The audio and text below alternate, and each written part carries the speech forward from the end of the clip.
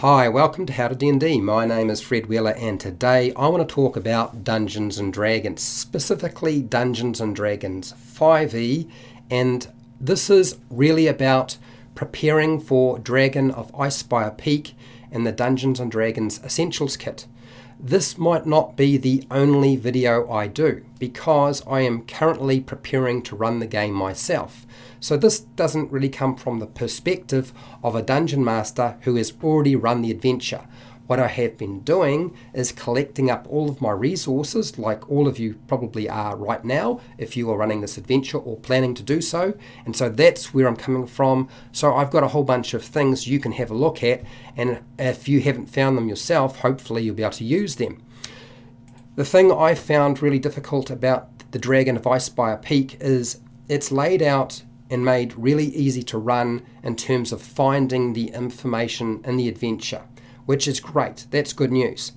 What you will have noticed is that there is almost no information in any kind of depth with regard to non-player characters. So I've been having to build that information myself. I'm not necessarily going to cover a lot of that information today.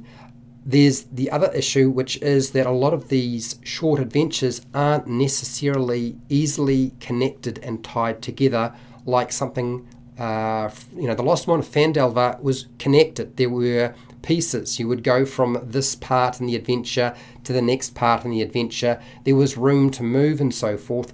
But essentially this adventure is a little bit more sandboxy and therefore a little bit less organized and requires a lot more work from a dungeon master. Fine if you are an experienced dungeon master, not great if you are a brand new dungeon master and trying to figure out what you're doing. So here are some resources I'm going to talk about and really briefly show you where they are. So the first one, I've talked about Sly Flourish before. He actually has a website. Sly Flourish has a website and he's done an article called Running Dragon of Icespire Peak from the Dungeons & Dragons Essentials Kit. Now the great thing about this particular article on his website is it gives you some very generic ideas and suggestions and advice. Now Mike Shea, or Sly Flourish, has actually run the adventure himself. He's a very experienced dungeon master. He's been doing it a long time. His guide on the Lost Mine of Phandelver is excellent. And what I also noticed is he's broken down each of the adventures and gives you anywhere from 2 to 3 or 4 paragraphs of advice on how to manage that particular adventure or short quest. And I can't show everything on the screen right now. I will show you some snippets as we go. So that's my first piece of advice. Go and find his website. Go find that article. Have a good read. That will help you a lot. The other really useful piece of information is that he also has not just a website, but a YouTube channel. So Sly Flourish has a YouTube channel where he has a video that's almost an hour long talking about running Dragon of Icespire Peak. Yet again, really useful if you don't have time to sort of read a lot of information and maybe you're driving to work and you just want to listen to it. So that video is actually on that channel. You can access. I will try to make sure I put all of the links to this stuff down in the description. They're not down there right now, but they will be there later on. The other great thing that Sly Flourish has done is he ran this adventure online with one other player. Just one player and himself. And what he did by doing that is he shows you how he runs the adventure. Now, that's a lot of content to consume, but if that's the sort of detail you want, it's there if you want it. So I will always say Sly Flourish is the person to go to when it comes to getting advice. Now, one of the things, and I don't know if everybody knows this, but one of the things about Sly Flourish, he's been referring people not just to his stuff, but to another YouTuber called WorldBuilder. I am subscribed to WorldBuilder. One of the reasons I picked up his channel was because he was focusing on Dragon of Icespire Peak. He has very short videos, anywhere from 4 to 6 minutes usually, and they will cover each adventure and they sort of highlight some of his recommendations. His recommendations are not the same as Sly Flourish. There might be similarities, but they're not exactly the same. So a different perspective again. What he has also done is he ran a small group through the adventure, and so he has broken up each of the quests into different videos that you can watch on his YouTube channel. Now, there are a lot of people already watching his content, and I highly recommend checking them out. I've watched every single one of his videos and found them very useful. They will not necessarily give you non-player character details that you might require. If you want really juicy, fleshed out characters, you're not going to get that sort of information, but kind of advice about some of the issues with regard to monster power and traps and how things played out and some of the options that players might select. They are all discussed on Bob WorldBuilder and also on the Sly Flourish website and his YouTube channel. Another location that I've found really useful, and that is the Dungeons & Dragons Compendium. So Dungeons & Dragons Compendium is a website. Its website section is basically Dragon of Icespire Peak, and it lists a lot of community information, some of the campaign guides that have already been done. Most of these campaign guides, as I said, tend to be coming from Sly Flourish and Bob WorldBuilder. So that's still useful to have those bits and pieces, so it's easy to access. But you'll also find included on that website is there's a whole lot of Dungeon Master resources. Every conceivable thing you could imagine is there. There's even some player guides, which as a Dungeon Master you would probably not be too interested in, but there is some ability to sort of pull that information if you need to. The other thing you'll find is there's a community. It links you up with the Facebook communities, and it also links you up with the Reddit communities. There's a few other communities as well that you can sort of access this sort of information where Dungeon Masters are sharing their ideas. Now, I'm sure a lot of you have already tapped into this information, but it's a really good place to start.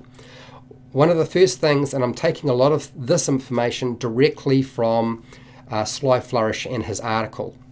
Now, I can't show you the entire article, it would be too difficult and take too long, but he does talk about the dangers of having a first level character, because whatever has been going on, Dragon of Icespire Peak doesn't seem to necessarily be following some of the basic maxims or guides that we would put in place for dealing with very low level play. Low level play at first level, the characters are delicate, they tend to die, they get knocked over very easily, and they're easy to actually wipe out, particularly with some of the monsters presented early on, such as a mimic or a manticore. Even the orc jelly is a problem for a level 1 character, possibly even a level 2 character, but I'm more concerned about level 1. So he does put in some recommendations like changing the challenge rating of the monster. Instead of having the monsters that are included in the adventure, using a quarter or less. So in other words, since you're only dealing with one monster quite often with those very early adventures, by stripping them down and replacing them with something else. You can't always do that. So then your other fallback is to make sure there are fewer monsters or creatures, which of course you can't do with the early adventures either, or reduce their hit points. That's one of the smartest ways to deal with it, and limiting their damage output. That's all discussed. He also talks about giving the player's characters a relic. And this relic has the ability to cast the spell Aid. Aid gives the characters 5 additional hit points. It increases their maximum that they can have, and it gives them another 5 hit points for 8 hours. And that's really, really helpful. Now, if you give them a relic that can do this once a day, that'll get them at least through one quest. Well, at least we hope it will get them through one quest. It will certainly make it less likely that they get butchered or destroyed in the first combat. So some really good advice, and I don't have everything listed up here to show you, but we'll start off with that. One of the concerns I have with Dragon of Icespire Peak is the dragon itself, and he does talk about showcasing the dragon. So even at low level, the adventure itself talks about presenting the dragon at low level, and you use a chart or table, you roll a d20 to determine where the dragon's location is. Here's my take on this. I'm happy to present the dragon to my players from a distance. I do not really want the dragon to be targeting them. And so it is important as a dungeon master, I see, that I don't lead it up or allow the players to go and do something stupidly reckless, because this dragon will absolutely pulverize them at level 1. There's probably not much they can do, they'll be toast. I've seen it happen before, so it happened in the Lost Mine of Phandelver, it could happen in the Dragon of Icespire Peak.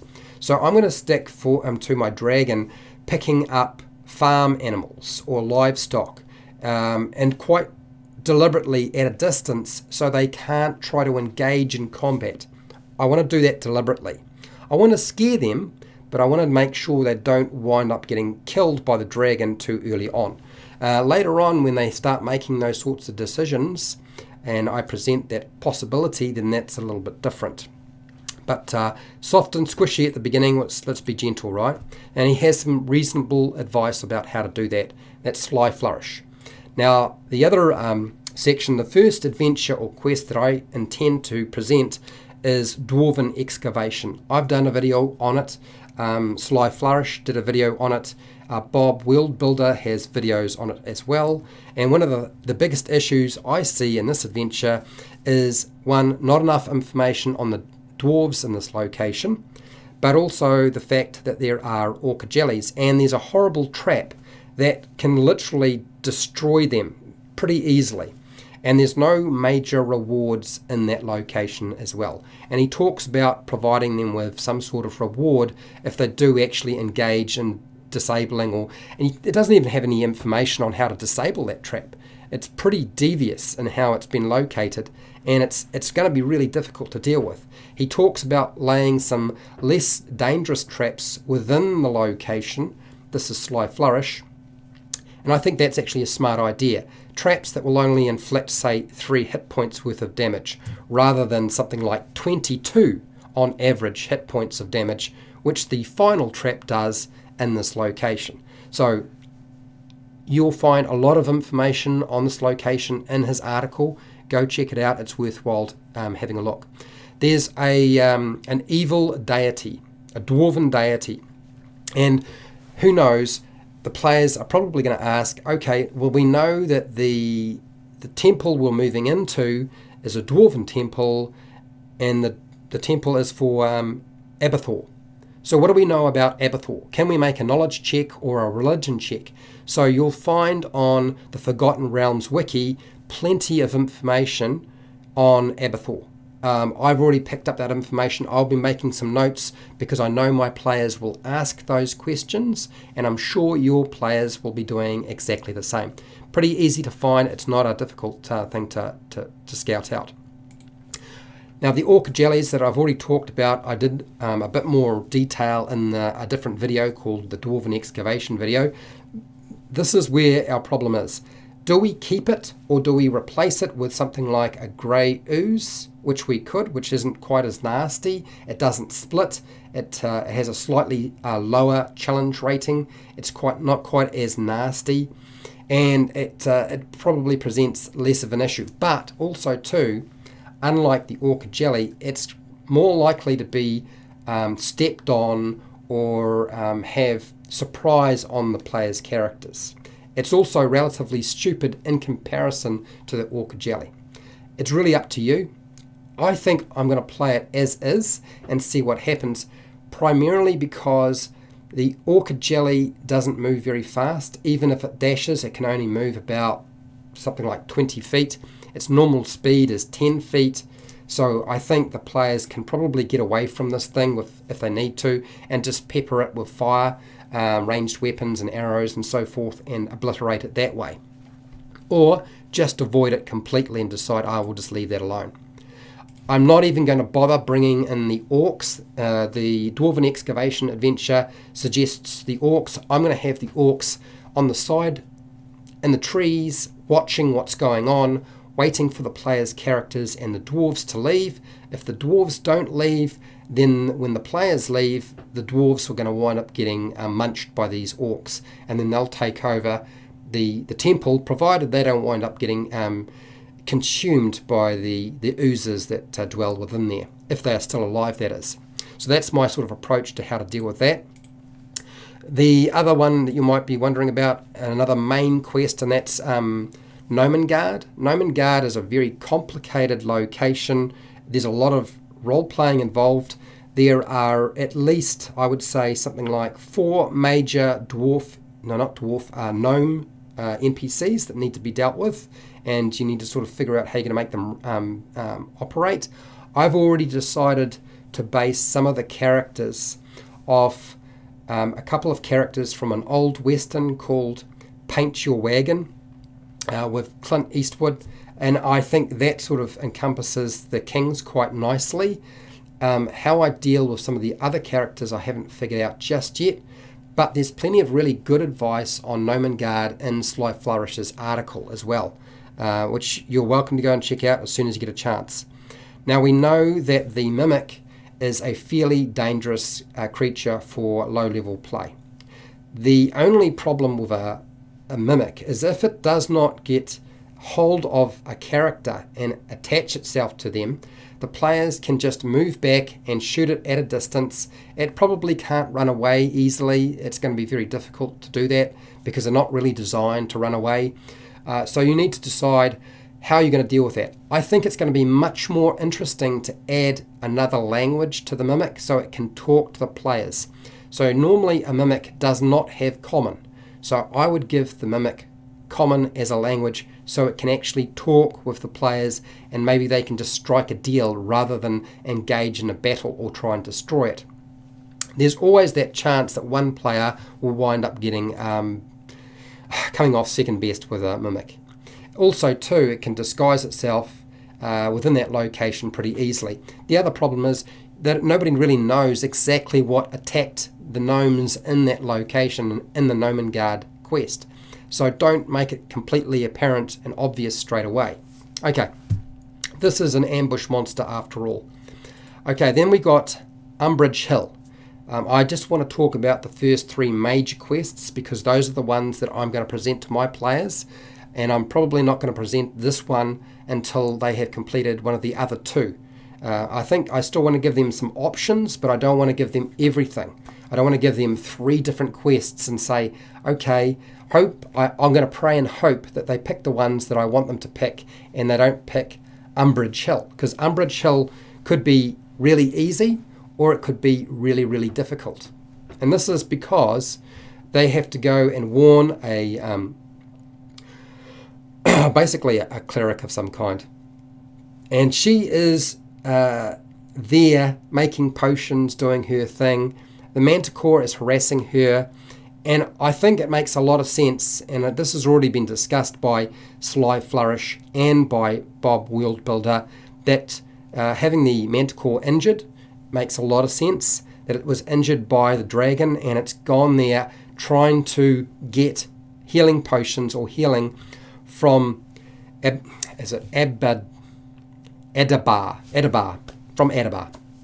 So I'm going to follow that advice. I think that makes a lot of sense. I think offering the creature a healing potion, which is probably very unlikely at level 1 or even level 2, because they are like 50 gold pieces. They won't have enough cash to actually buy one, or the whole party would have to put all of their funds together to be able to pay the Manticore 25 gold pieces, more than likely, to actually pay that bill. So it goes and leaves the location. That's actually a hard pull, which means they're going to either try to run away or they're going to try to just fight the Manticore, assuming that the Dungeon Master has made this a fair fight. And the problem is a Manticore can pretty much own players. It can fly, it can throw spikes at them, it has 3 spike attacks. There's lots of advice about how to minimize the damage on that. I think I'm going to go with my players are quite advanced, so I think they can cope with that sort of thing. So I'm not going to necessarily tone that down, and I'm going to encourage them to talk to the Manticore, and certainly I'm going to play the Manticore in such a way that it's willing to do so. Then there's the goddess. The main NPC in this location has a goddess, Chanti, the goddess of agriculture. So I wanted to find some information, and the Forgotten Realms wiki again has, now I'm only showing you a small amount of information from the wiki. This is just a tiny bit. There's just screens and screens, okay, of information on this particular goddess. So if you wanted lots of detail, and the players are probably going to ask a few questions about that sort of thing, particularly if they're experienced players. So be ready for that, and I will be. Also, the location talks about a group of feuding Dwarven clans. And so what can we deal with that will sort of cover that? And I think Sly Flourish talks about using the Beslimer dwarves, and they sort of reside roughly in this location, and they'll be used as a way of sort of highlighting what was going on between these dwarves. So I think that piece of information yet again can be found on the Forgotten Realms wiki. Plenty of information there. You're only seeing the first screen. There's plenty of different screens, lots of information to call from. With a Manticore, my advice to you is either keep it out of range fire, and if it starts getting shot at, I would just have it fly away, and particularly if it's getting hit. Otherwise, I'd be using its spikes, throwing its spikes out. But like I said, go with let's talk things out first. So that is really what I've been working on, and some of the tools and resources that I've been pulling from the internet. And there's a lot of time involved in sort of collecting and writing down notes and watching these videos and so forth, and I totally understand that. If you found this useful, great. I have a couple more videos on the Dragon of Icespire Peak, the couple of videos that cover that, adventure hooks, and Dwarven Excavation if you are interested. If you're not interested in that sort of stuff, you're a player or a dungeon master, then I have hundreds of videos that cover all sorts of topics on Dungeons & Dragons and Dungeons & Dragons 5e. If you want to support the channel so I keep doing this stuff, I have a Patreon page, I have affiliate links to the book depository and Amazon, I have a merchandise shelf, or you can just keep watching my videos. I get ad revenue, so that's always nice. Make sure to share, like, and subscribe, you know the deal. Hit the bell button to be notified when I go live, when I publish new videos. And hey, till next time, keep rolling those 20s.